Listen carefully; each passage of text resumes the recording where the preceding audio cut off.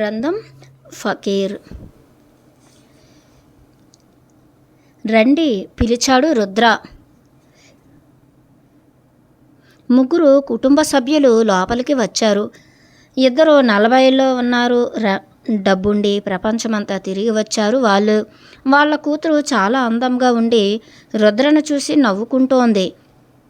చాలామంది రుద్ర ఓ ఛానల్ అనే తెలిసి చాలా ఆశ్చర్యపోతుంటారు. అతను మామూలు మీడియం కాదు. చాలామంది ఛానల్ లేదా మీడియం అనగానే ఓ పెద్ద తెల్లటి గెడ్డమున్న ఓ ముసలాయన అనుకుంటారు. కానీ ఓ యువకుడు జీన్స్ వేసుకుని ఓ సాధువును చూడాలనుకుని వస్తే వాళ్ళు ఓ హిప్పీని చూస్తారు. రుద్ర నిజంగా చాలా అలసిపోయి ఉన్నాడు. ఇప్పటికే 7 సార్లు ఛానలింగ్ కూర్చొని ఉన్నాడు. అందుకే మళ్ళీ అంటే అతని శరీరం మనస్సు ఎదురు తిరుగుతోంది. అయినా మళ్ళీ కూర్చున్నాడు. తనకి మార్గదర్శకత్వం వహించమని, రక్షణనివ్వమని బాబాను మాస్టర్స్ను ప్రార్థించాడు. ఉన్నట్లుండి విషయాలు ఏవి నీ విషయంలో సరిగ్గా ఉండటం లేదు చెప్పటం మొదలుపెట్టాడు రుద్ర. అవును, గత సంవత్సరం అన్నీ సవ్యంగానే జరిగాయి. కానీ ఈ 8 నెలలుగా ఒకదాని తరువాత ఒకటి సమస్యలు అనుభవిస్తున్నాము చెప్పాడు అతను. ఒక దేవతకు నువ్విచ్చిన ప్రమాణాన్ని నువ్వు మర్చిపోయావు. కొన్ని విషయాలు అనుకున్నట్లుగా జరిగితే నీ కుటుంబంతో సహా ఆవిడ దగ్గరకు తీర్థయాత్ర చేస్తాను అని అన్నావు. ఆగాడు రుద్ర. లేదు, అలాంటి ప్రమాణాలను నేను విశ్వసించను ఆ వ్యక్తి అన్నాడు. రుద్ర కళ్ళు మూసుకుని బాబాను ప్రార్థించాడు. అదే సమాధానమే వచ్చింది. న్యాయపరమైన కొన్ని పేపర్లను చూశాడు. నేను కొన్ని న్యాయపరమైన పేపర్స్ చూస్తున్నాను. దీని గురించి ఏమైనా మీకు స్ఫురిస్తోందా అడిగాడు రుద్ర. ఒక్కసారిగా ఆ స్త్రీ ఉలిక్కిపడి శ్వాస తీసుకోవడం మర్చిపోయిందా అనిపించింది. ఆ వ్యక్తి నిటారుగా అయ్యాడు. ఆ అమ్మాయి మొదటిసారి రుద్రని కుతూహలంగా చూడటం మొదలుపెట్టింది. మీరు ఆ దేవతకు ప్రమాణం చేశారు. మీరంతా న్యాయపరమైన విచారణల నుంచి బయటపడితే, ఎందుకంటే అవి మీ బిజినెస్ పేరు ప్రతిష్టలను దెబ్బతీసేవిగా ఉన్నాయి. కాబట్టి వాటి నుంచి విముక్తి లభిస్తే మీ కుటుంబంతో సహా వైష్ణవీదేవి దగ్గరకు వస్తానని మొక్కారు. నిజానికి మీ తల మీది వెంట్రుకలు తీసేస్తానని అనుకున్నారు చెప్పాడు రుద్ర. మై గాడ్ అవునవును, నేను ఎలా మర్చిపోయానబ్బా అన్నాడు ఆ వ్యక్తి. దేవి ప్రమాణాన్ని మీకు గుర్తు చేయాలని కూడా ప్రయత్నించింది. ఎలా అంటే గత 1.5 సంవత్సరంగా మీ జుట్టు బాగా ఊడిపోతోంది. దాంతోపాటు జుట్టు పెరగడం కూడా ఆగిపోయింది అన్నాడు రుద్ర. ఓహో, అదే అందుక జుట్టు తెగ ఊడిపోతోంది అన్నాడు ఆ వ్యక్తి. ఓ లీగల్ ఎంక్వైరీలో మా పేరు కనుక రాకపోతే అందరం ఆ దేవత దగ్గరకు వస్తామని నేను గుండు గీయించుకుంటానని అనుకున్నాను. నిజమే, ఈ ప్రమాణాన్ని కొన్ని సంవత్సరాలకు ముందు తీసుకున్నాను. నేను ఆ ప్రమాణాన్ని మర్చిపోయినందుకే నా పనులు జరుగుతున్నవన్నీ అస్తవ్యస్తంగా జరుగుతున్నాయి అని చెప్పాలనుకుంటున్నారా? అవును రుద్ర. ఇదేమీ బాగోలేదు అరిచాడు ఆ వ్యక్తి. బాగుండటం బాగోలేకపోవటం గురించి మీరేమీ మాట్లాడక్కర్లేదు. మీకు డబ్బు ఇచ్చిన వారి పట్ల చాలా నిర్దయగా వ్యవహరిస్తున్నారు. మీలాగా ఆ విశ్వమాత మీ పట్ల అలా కఠినంగా ఉండనందుకు మీరు ఆవిడ పట్ల కృతజ్ఞులుగా ఉండండి అన్నాడు రుద్ర. ఆ వ్యక్తి ముఖం కోపంతో ఎర్రగా కండగడ్డలా మారింది.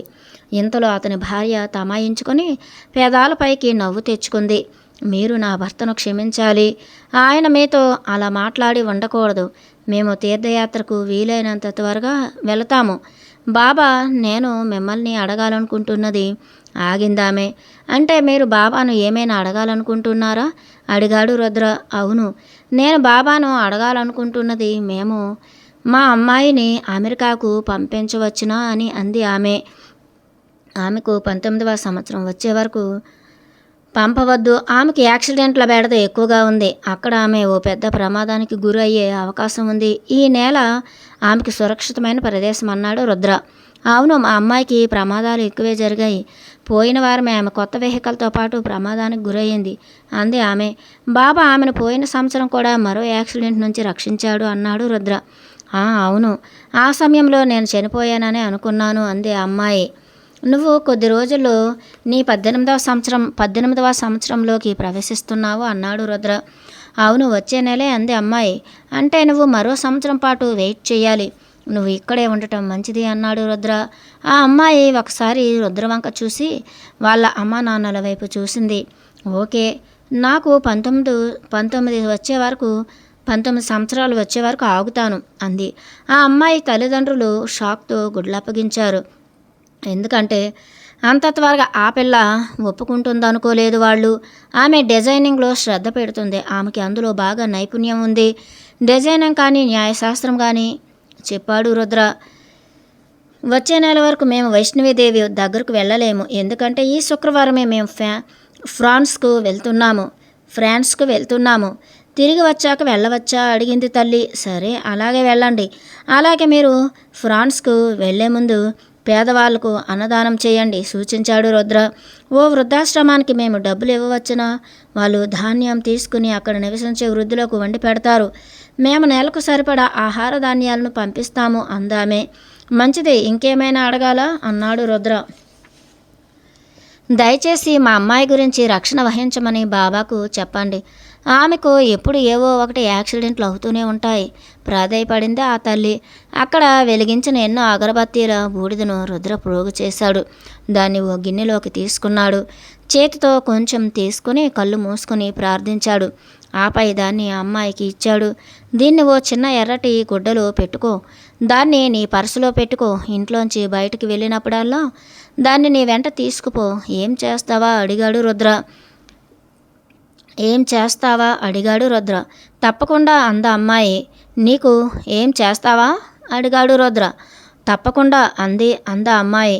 నీకు 19వ సంవత్సరం వచ్చే వరకు దీన్ని నువ్వు ఉంచుకో. ఆపై నీకు ఇష్టమైతే నీ దగ్గర ఉంచుకో, లేకపోతే సముద్రంలో వెయ్యి అన్నాడు రుద్ర. ఆ అమ్మాయి నవ్వి నమస్కారం చేసింది. ఆమె తల్లి రుద్ర పాదాలు తాకి నమస్కారం చేసింది. ఆ వ్యక్తి తల ఊపి గదిలోంచి వెళ్ళిపోయాడు.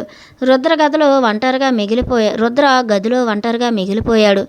మండే ఆ కాంతినే చూస్తూ ఉండిపోయాడు. తనను తాను శుభ్రం చేసుకోవడానికి, తన రక్షణకు ప్రార్థన చెప్పుకున్నాడు. ఎంతో నీరసం అనిపించింది. సిగరెట్ వెలిగించాడు. గంటకు పైగా సోఫాలో వాలిపోయి వరండాలో నుంచి సముద్రాన్ని చూడసాగాడు. తను బ్లాండీ అని పేరు పెట్టిన కుక్క రుద్రను సమీపించింది. ప్రేమతో చూసింది. సోఫా ప్రక్కనే కూర్చుండిపోయింది. ఇద్దరూ కలిసి సముద్రాన్ని చూడసాగారు. సేతు జీవన్ వెంట వచ్చిన అమ్మాయితో రుద్రని కలవడానికి వచ్చాడు. ఆ అమ్మాయి సాయిబాబా ఫోటోనే చూస్తోంది. రుద్ర దీర్ఘంగా శ్వాస పీల్చుకొని తన శరీరాన్ని, మనస్సును, శ్వాసను, ఆత్మను బాబా ఎనర్జీలు ప్రవహించడానికి గాను సిద్ధంగా ఉంచుకున్నాడు. సేత్ క్రితం రోజు రాత్రి రుద్రని కలిసి సేత్ మేనల్లుడు జీవన్ వారం క్రితం చనిపోయిన సంగతి చెప్పాడు. జీవన్ కారు బస్సును గుద్దుకుని జీవన్ అక్కడికక్కడే చనిపోయాడు. అక్కడ ఉన్న వాళ్ళు షాక్ అయ్యారు. కేవలం 15 నిమిషాల్లోనే అంతా జరిగిపోయింది. రుద్ర తన ఎదురుగా కూర్చున్న ఆ అమ్మాయిని చూశాడు. నిండా 20 సంవత్సరాలు లేవు. అతడు బ్రతుకుంటే బాగుండేది అనుకున్నాడు రుద్ర. తనలో బాబా ఎనర్జీ ప్రవహించడం గమనించాడు. ఆ ఎనర్జీ ప్రకంపనాలు రుద్ర సృష్టి మొత్తంతో అనుసంధానమయ్యేలా చేశాయి. అది ఓ వింత అనుభూతి. జీవన్ ఇంకో 50 సంవత్సరాలు బ్రతకాల్సి ఉంది. అతని జాతక చక్రంలో తన 78వ సంవత్సరంలో శరీరాన్ని వదిలేస్తాడని ఉంది. కానీ జాతక చక్రంలో లేనిది ఏమిటంటే 50 సంవత్సరాలకు పైగా అతడు పక్షవాతంతో మంచం మీద ఎన్నో అనారోగ్య సమస్యలతో బ్రతకాల్సి ఉంది. జీవన్కి తెలుసు ఆ సంగతి. అతడు 4 రోజులకు చనిపోతాడనగా ఆ సంగతి నీకు చెప్పాడు. ఆగాడు రుద్ర. కళ్ళు చెరువులయ్యాయి. ఆ అమ్మాయికి వెక్కి వెక్కి ఏడుస్తోంది. అతని గురువు స్వామి అక్కల్కోట్ మహారాజ్ జీవన్ రోజుకు 2 గంటల ప్రార్థన మొదలుపెట్టాక 4వ రోజు కలలో కనిపించారు. జీవన్ రోజు మొత్తం నూనె దీపాలు వెలిగించాడు. ఎన్నో ధర్మకార్యాలు నెరవేర్చాడు. మాస్టర్ చెప్పినట్లు అతని సంపాదనలో 5% అవసరంలో ఉన్న పేదల కోసం వినియోగించమని మేము చెప్పాం. అతను 10% ఇచ్చాడు. కాశ్మీర్లో 25 మంది అనాథ పిల్లలకు దత్తత తీసుకొని వారికి తిండి, బట్ట, చదువు, వైద్యం మొదలైనవన్నీ చూడడానికి ఓ ట్రస్టును ఏర్పరిచాడు. ఆ పిల్లల నుంచి వచ్చిన ఆశీస్సులు, వారి తల్లిదండ్రుల నుండి వచ్చిన ఆశీస్సులు, ఆత్మతలాల నుంచి అందిన ఆశీస్సులు జీవన్కు వేల రెట్లు సహాయపడ్డాయి. మిగిలినవన్నీ స్వామి అక్కల్కోట్ మహారాజ్ చూసుకుంటారు. ఆయన జీవన్ను ఎలాంటి లోకానికి తీసుకువెళ్లారంటే అక్కడ అంతా దయ, ప్రేమ నిండి ఉండి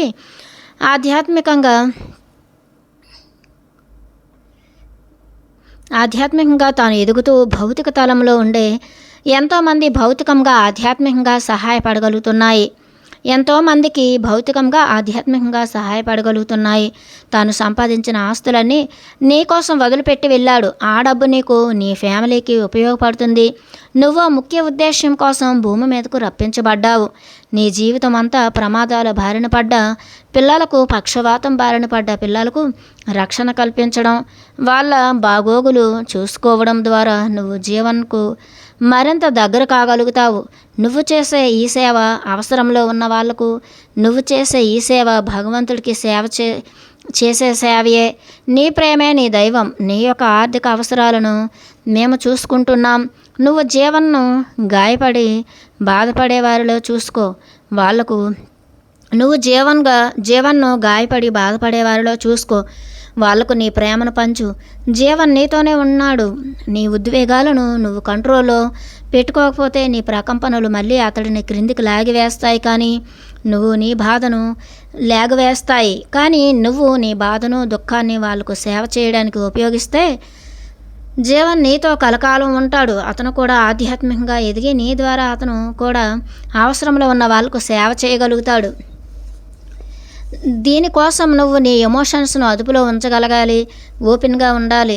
భూమి మీద వేటగాళ్ళు, వేటాడబడేవాళ్ళు అంటూ ఎవరూ లేరు. నీలో నిండుగా భగవంతుని నింపుకో. స్వార్థం లేని ప్రేమను నింపుకో. అప్పుడు నువ్వు దేవుని నీడవు అవుతావు. సముద్రంలోని అలల్లా నువ్వు సముద్రమే అవుతావు. మేము జీవన్ను ఇక్కడికి పిలుస్తాం. అతడే నీకు సేవ చేసే పద్ధతిని చెబుతాడు. మిగతాది నువ్వు పూర్తి చేయవచ్చు. నువ్వు శాంతితో జీవిస్తే అతడు కూడా ఆ లోకాల్లో శాంతితో ఉంటాడు. ఆపాడు రుద్ర. ఒకసారి బాబా ఫోటో కేసి చూసి రుద్రను చూసిందామే. అతను లేకుండా నేను జీవించలేను. నేను కూడా చనిపోయి అతని దగ్గరకు వెళ్ళిపోవాలనుకుంటున్నాను. నన్ను నేను చంపుకోవాలనుకుంటున్నాను అందా యువతి. నిన్ను చంపుకోవటం ద్వారా నువ్వు అతన్ని కలుసుకుంటావని గ్యారంటీ ఇవ్వలేను అమ్మాయి. గుర్తుంచుకో, తనను తాను చంపుకోవడం వల్ల నీ ఆత్మ తన బాధను తాను పడాలి. ఏ కారణం వల్ల నువ్వు ఆత్మహత్య చేసుకుంటావో ఆ కారణం ఆత్మతలంలో కూడా నీతో పాటు ఉంటుంది. బాధతో, దుఃఖంతో, కోపంతో శరీరాన్ని వదిలేసినంత మాత్రాన అవన్నీ శరీరం వదిలాక కూడా నీతో పాటే ఉంటాయి, వదలవు. చావు బాధలకు ముగింపు నిస్తుందన్నది నిజమే. కానీ చావుతో నీ శారీరక బాధలు మాత్రమే మాయమవుతాయి. మానసిక వేదనలు నీతోనే వస్తాయి. వాటిని పోగొట్టుకోలేకపోతే నువ్వు మళ్ళీ ఈ భూమికి రావలసి ఉంటుంది. ఆత్మ తలంలోనూ శాంతిగా ఉండలేక, భౌతికంగానూ శాంతిగా ఉండలేక నరకయాతన పడాల్సి ఉంటుంది. నీలోని కోపాన్ని, నకారాత్మక భావాల్ని ప్రేమగా, సానుభూతిగా మలుచుకోకపోతే ఆ ఆత్మ స్వర్గానికి నరకానికి మధ్యలో ఊగిసలాడి ఉండిపోవలసి వస్తుంది. అంటే ఓ చీకటి లాంటి మానసిక స్థితి అన్నమాట. నేను నీకు ఏం చెప్పాలనుకుంటున్నానంటే, ఆత్మహత్యల వల్ల ఏ ఉపయోగమూ లేదు. నువ్వు ఇప్పుడు దుఃఖంలో ఉన్నాను అని అనుకుంటున్నావు కదా. నీ ఆత్మ బలవంతాన శరీరాన్ని వదిలేటప్పుడు ఎన్నో రెట్లు ఎక్కువ బాధ మరి దుఃఖాన్ని పొందుతుంది. అమ్మాయి, గురువు నామాన్ని జపించు. అవును, నేను నీ గురువును. మీ కుటుంబం తరచూ షిరిడీకి వచ్చేది. నీ మనస్సులో, హృదయంలో, ఆత్మలో నన్ను నింపుకో. ఎంత ఎక్కువగా నువ్వు నన్ను తలుచుకుంటే అంత ఎక్కువగా నేను నీలో ఉంటాను. నువ్వు నాకు దగ్గరగా వచ్చే కొద్దీ నేను మరింత దగ్గర అవుతాను. నువ్వు నా దగ్గరకు ఒక్క అడుగు వేస్తే నేను నీ దగ్గరకు 1 మైలు వస్తాను. నీ షిరిడీ సాయిబాబా ఎప్పుడు నీతోనే ఉంటాడు. ఎప్పుడు నువ్వు బాధపడవద్దు, బాధతో పోట్లాడాలి అని ప్రయత్నించవద్దు. నీ జీవితమంతా నువ్వు దాంతోనే జీవించాలి. నీ గురు ప్రేమ, నువ్వు చేసే సేవ నేను ఆత్మసాక్షాత్కారం వైపు నడిపిస్తుంది. బాబా రుద్ర ద్వారా ఆమెకు అగ్ని ధ్యానం ఎలా చేయాలో, శరీరానికి, మనస్సుకు, ఆత్మకు రక్షణార్థమై ఎలా ప్రార్థించాలో నేర్పాడు.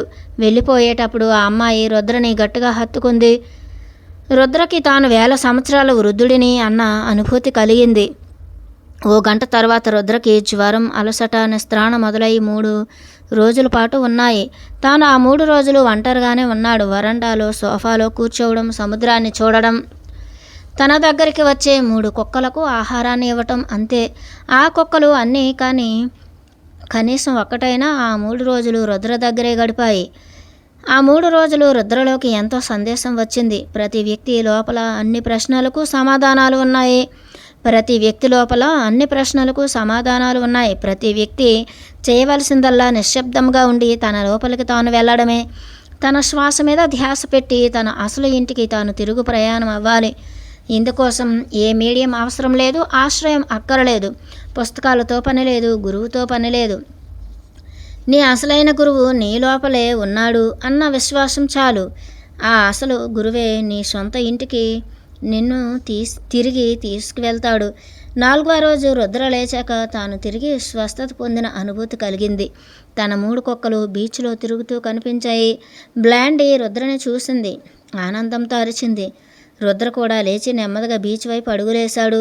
తెల్లవారుతోంది, చల్లగా ఉంది. తన 3 స్నేహితుల వైపు నడిచాడు. అవి కూడా ఎన్నో సంవత్సరాల ఎడబాటు తర్వాత కలుసుకుంటున్నట్లుగా పరిగెట్టుకుంటూ వచ్చాయి. మరణాంతర జీవితం గురించి రుద్ర ఆశ్చర్యపోతున్నాడు. ఒక రైలు ప్రమాదంలో మరణించిన కొడుకు యొక్క తండ్రిని తాను కలుసుకోబోతున్నాడు. అతను ఓ సిటీలో నివసిస్తున్నాడు. అతని దగ్గరలో దేశ్ముఖ్ అనే స్నేహితుని కిరాణా షాపు ఉంది. ఆ దేశ్ముఖ్కి రుద్ర ప్రామిస్ చేశాడు, ఈ తండ్రిని చూస్తాను అని. అతని పేరు వాధ్వాని. కొడుకు చనిపోయిన నాటి నుంచి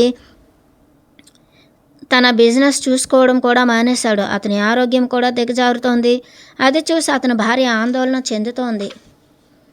అతనికి తన కొడుకుతో మాట్లాడాలని ఉంది. రుద్ర సాబు కాబట్టి దయచేసి అతనికి సాయం చేయండి అన్నాడు దేశ్ముఖ్. నాకు అది సాధ్యపడుతోందో లేదో తెలియదు. నేను ఇంతవరకు ఆత్మలతో ఎప్పుడు మాట్లాడలేదు అన్నాడు రుద్ర.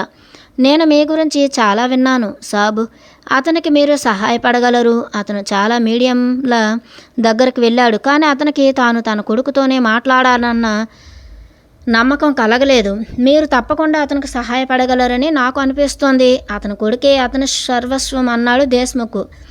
చివరికి రుద్ర ఒప్పుకున్నాడు. అది కూడా తనలోని ఓ మృదుస్వరం ఒప్పుకోమని చెప్పింది కనుక.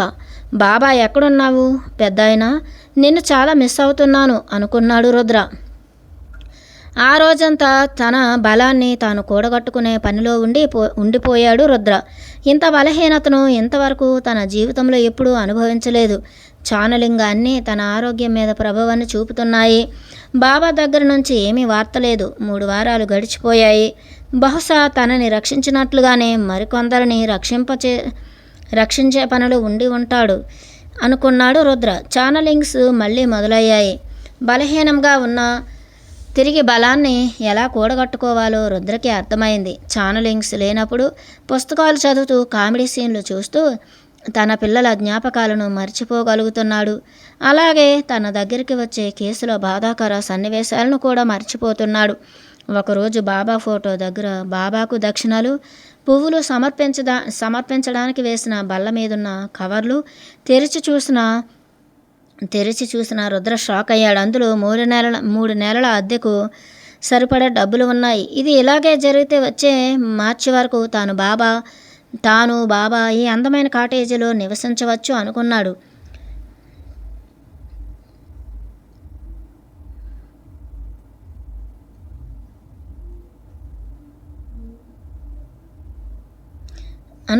రుద్ర. అది ఇంకా సెప్టెంబరు అంటే తన కూతురు బర్త్డే. అందుకే ఈ నెలంతా రుద్ర న్యూస్ పేపర్ కొనడు. క్యాలెండర్లో సెప్టెంబర్, నవంబర్ పేజీలను చించేశాడు. నవంబర్లో తన కొడుకు బర్త్డే వస్తుంది. వాటి జ్ఞాపకాల బాధ నుంచి తప్పించుకోవడానికి ఆ పేజీలనే చింపేశాడు. కానీ ప్రేమ నిజమైంది, స్వార్థరహితమైంది. అయితే బాధ ఎప్పటికీ మాయమవ్వదు. అది మరింత లోతుల్లోకి వెళ్ళి మరింత తీవ్రతరమవుతుంది. అందరూ ఈ భౌతిక తలాన్ని వదిలిపెట్టినప్పుడు ఆత్మతలంలో తిరిగి కలుసుకుంటారని, ఎప్పటికీ కలిసే ఉంటారని అనుకుంటూ ఉంటాడు రుద్ర. ఇలా అనుకుంటూ ఉంటే రుద్రకి కాస్త ప్రశాంతత లభిస్తూ ఉంటుంది. తన పిల్లలు వాళ్ళ బర్త్డేలప్పుడు తనని మిస్ అవుతున్నారా, లేక మిగతా అందరూ చెప్పింది విని తాను వాళ్ళ ప్రియమైన డాడీని కానని అనుకుంటున్నారా? తాను ఆ పిల్లలకు 11 సంవత్సరాల పాటు తల్లి తండ్రి అయి ఉన్నాడు. ఇతరులు తన గురించి వాళ్ళ మనసుల్లో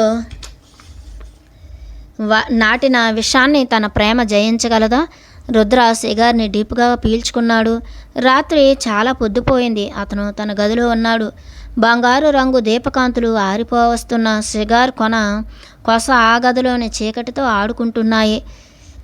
బయట కూడా చంద్రుడు లేక చీకటిగా ఉంది. కేవలం ఆ నిశ్శబ్దంలో సముద్రం మీద అలల సవ్వడి మాత్రమే వినిపిస్తోంది. వరండాలో తన ఫ్రెండ్స్ కుక్కలు చేసే ధ్వనులు మధ్య మధ్య.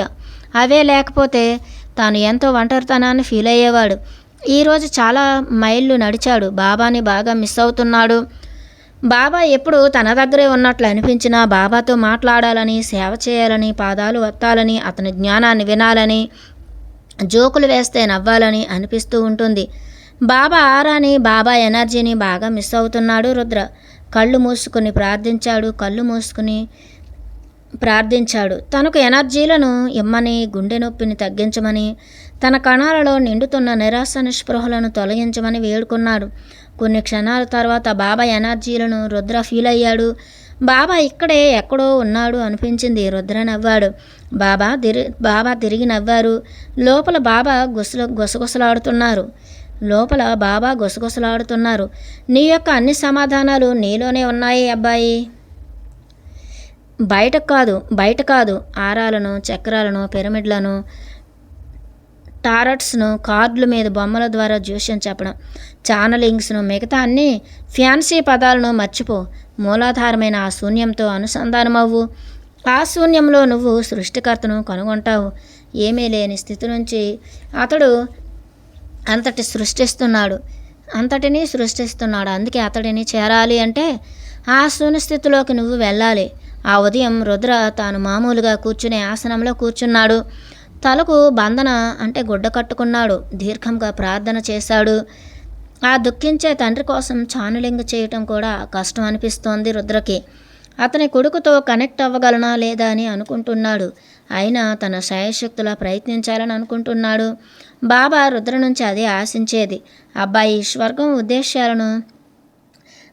స్వర్గం ఉద్దేశ్యాలను, ప్రయత్నాలను మాత్రమే చూస్తుంది. విజయం అన్నది కర్మకు సంబంధించింది.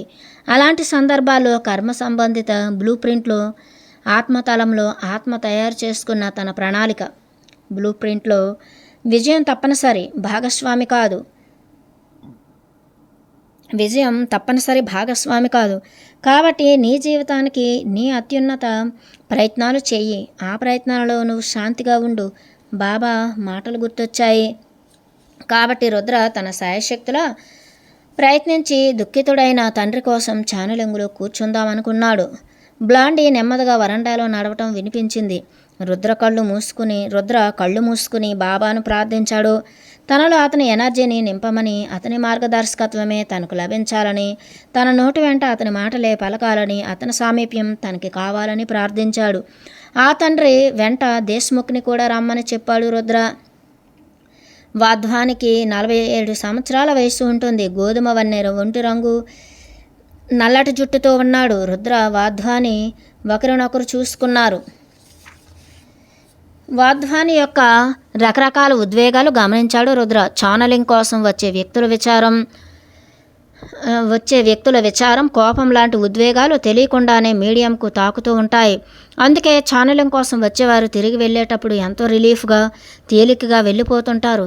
తరచూ మీడియం బలహీనపడుతూ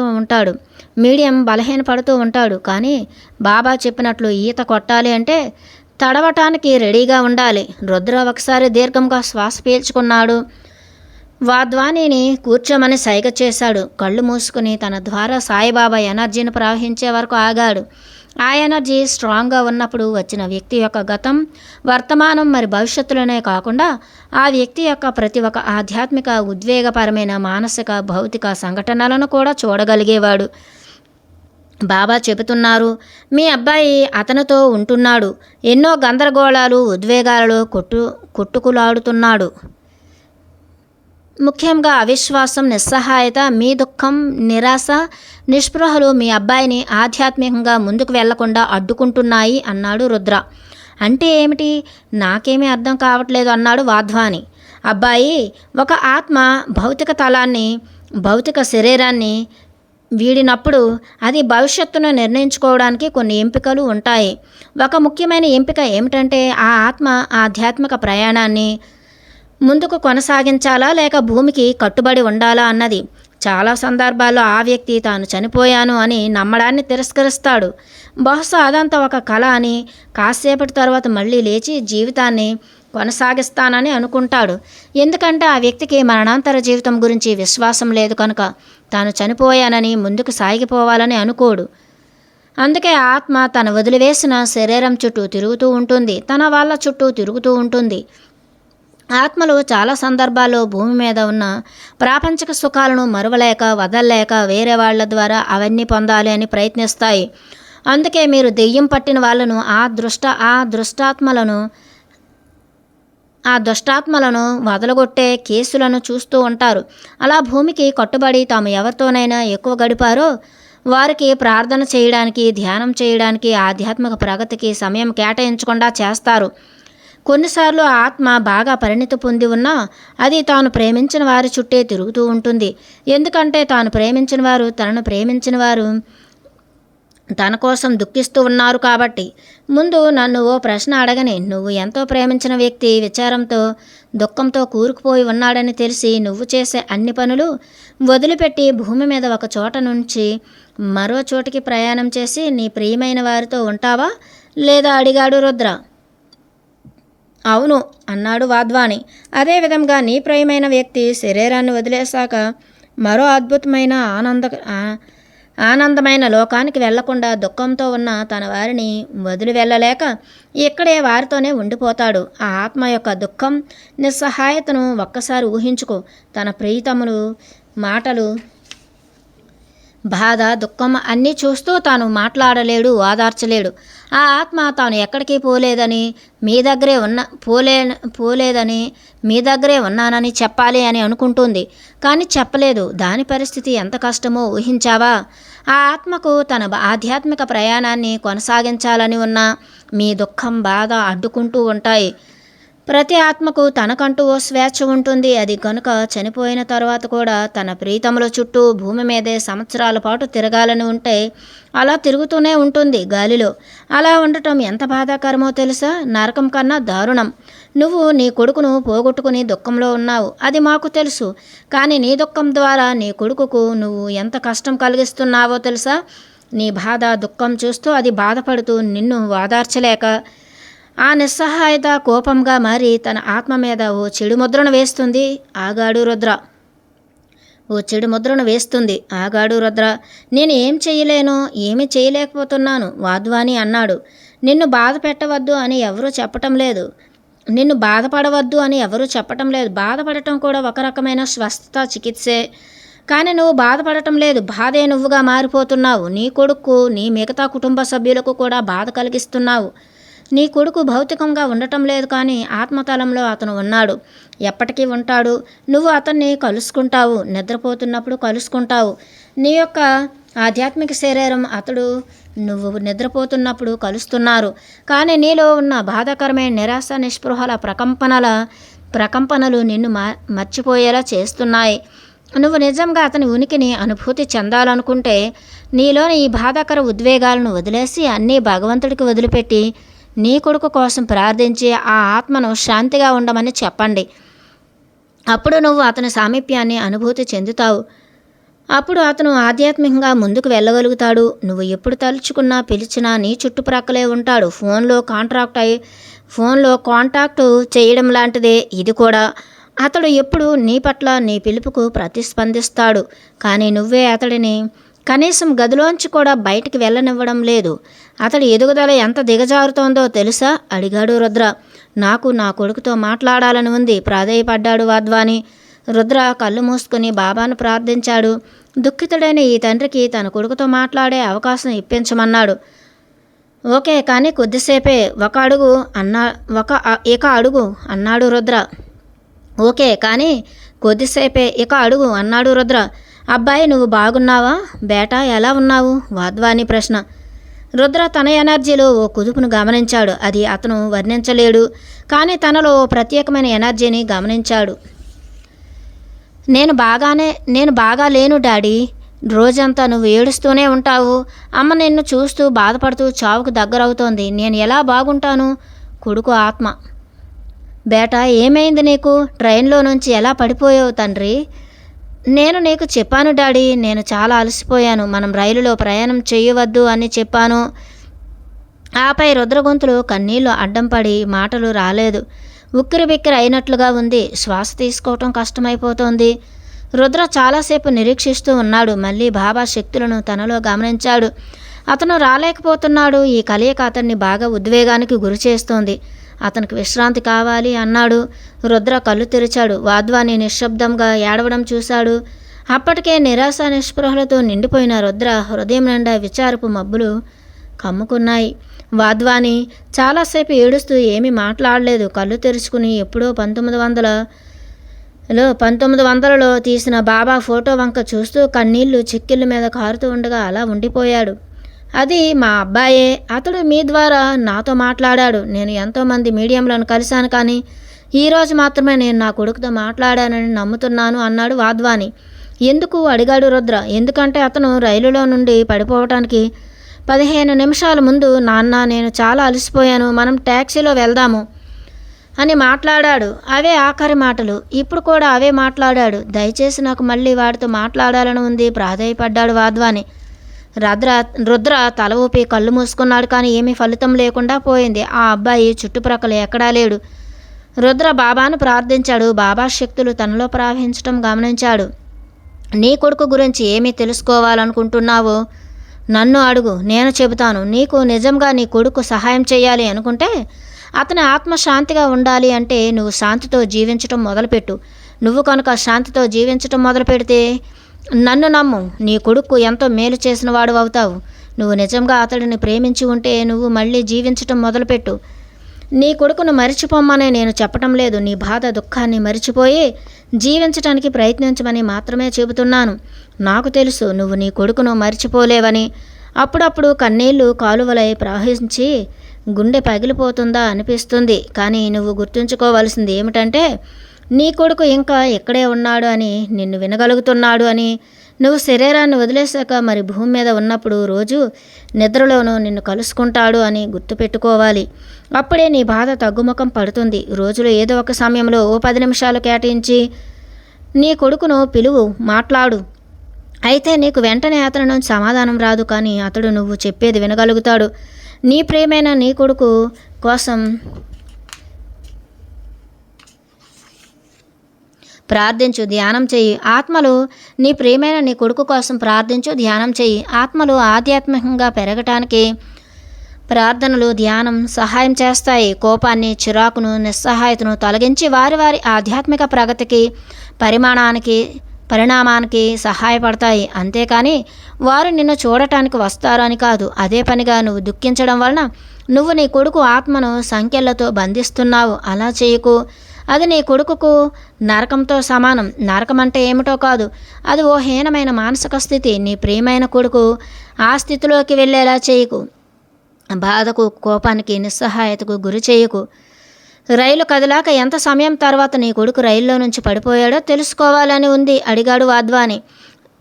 రైలు కదిలాక ఎంత సమయం తర్వాత నా కొడుకు రైల్లో నుంచి పడిపోయాడో తెలుసుకోవాలి అని ఉంది అడిగాడు వాద్వాని.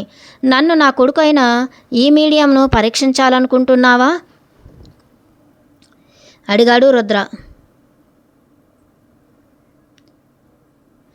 లేదు, నీ కొడుకు రైల్వే స్టేషన్ వదలకు ముందే పడిపోయాడు. రైలు బయలుదేరాక 9:30 సెకండ్ల తర్వాత పడిపోయాడు. పడగానే ట్రాక్ కొట్టుకోకముందే చనిపోయాడు. గుండె ఆగిపోవడంతో చనిపోయాడు. అతని ఎడమ కంటికి ఓ రాయి వచ్చి కొట్టుకోవడంతో అతను పడిపోయాడు. ఆ షాక్, ఆ రాయి కలిగించిన దెబ్బ మూలాన గుండె నొప్పి వచ్చింది. దాంతో అతని పట్టాలకు తగలడానికి ముందే ప్రాణం పోయింది. నువ్వు ఇంతవరకు ఆ టాప్సీ రిపోర్టును చెక్ చేయలేదు. వెళ్ళి చూసుకో. అతని ఎడమ కన్ను లోపల నుండి పగిలిపోయింది. అతను నీతో చెప్పాడు తాను అలసిపోయానని, కానీ నువ్వు భయపడ్డావు. రోడ్డు ద్వారా అయితే ట్రాఫిక్లో ఇరుక్కుంటాడు అని, రైలు అయితేనే అతనికి మంచిదని నీ భయం సరైనదే. దానికి నువ్వు తప్పు పట్టనక్కర్లేదు. అతడికి చావు సమయం వచ్చింది. నీ కొడుకు చావుకు నువ్వు బాధ్యుడు కాదు. నువ్వు ట్యాక్సీలో పంపినా, విమానంలో పంపినా, అసలు ఎక్కడికి పంపకపోయినా నీ కుమారుడు చనిపోయేవాడు. నీ భార్య చేస్తున్న ప్రార్థనలు, నీ కుటుంబం చేసే దాన ధర్మాలు నీ కొడుకును ఆత్మతలంలో సురక్షితంగా ఉంచుతున్నాయి. అంతేకాకుండా అతను నాతోనే ఉన్నాడు. మీ ప్రార్థనలు, మీ దాన ధర్మాలను కొనసాగించండి. ఎంతమంది వృద్ధులకు వీలైతే అంతమందికి, ముఖ్యంగా తమ ఎదిగిన పిల్లలను పోగొట్టుకున్న వారికి సహాయం చేయండి. అనాథలకు, ఎవరూ తోడులేని వృద్ధులకు సహాయం చేయండి. వారి బాగోగులను పట్టించుకోండి. వీటి ద్వారా మీరు మీ కొడుకుదే కాకుండా మీ యొక్క ఆధ్యాత్మిక ప్రగతికి దోహదం చేసిన వాళ్ళు అవుతారు. గుర్తుంచుకో, ఆత్మహత్య ద్వారా మీ కొడుకును మీరు ఎప్పటికీ కలుసుకోలేరు. కాబట్టి ఆత్మహత్యను గురించి పొరపాటును కూడా ఆలోచించవద్దు. నిన్ను నువ్వు చంపుకుంటే నీ కొరకు నువ్వే శత్రువు అవుతావు. నిన్ను నువ్వు చంపుకుంటే నీ కొడుకుకు నువ్వే శత్రువు అవుతావు. అది అతడిని మరింత దుఃఖానికి, కోపానికి, ఆత్మ న్యూనతకు గురి చేస్తుంది. కాబట్టి చనిపోయిన వ్యక్తిని నిజంగా ప్రేమిస్తున్నట్లయితే ప్రార్థించండి, దాన ధర్మాలు చేయండి, ఆనందంగా జీవించండి. ఇక వెళ్ళండి, దేవుడు మీతో ఉంటాడు. వాళ్ళు వెళ్ళిపోయాక ఆ చీకటి గదిలో మంటలు చూస్తూ, బాబా ఫోటో కేసు చూస్తూ బెడ్ మీద గంటకు పైగా నిద్రపోయాడు రుద్ర. ఆ వ్యక్తి బాధ, విచారం రుద్ర అనుభూతి చెందాడు. 3 గంటల తర్వాత ఓ సెల్ ఫోన్తో దేశ్ముఖ్ వచ్చాడు.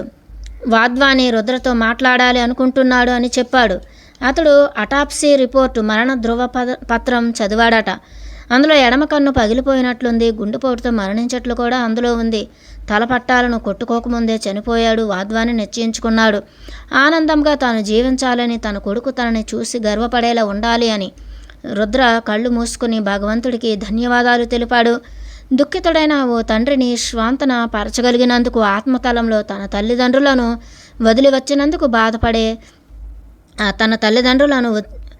ఆత్మతలంలో తన తల్లిదండ్రులను వదిలి వచ్చినందుకు బాధపడే ఆ కొడుక్కు కూడా కాస్త ఉపశమనంను ఇవ్వగలిగినందుకు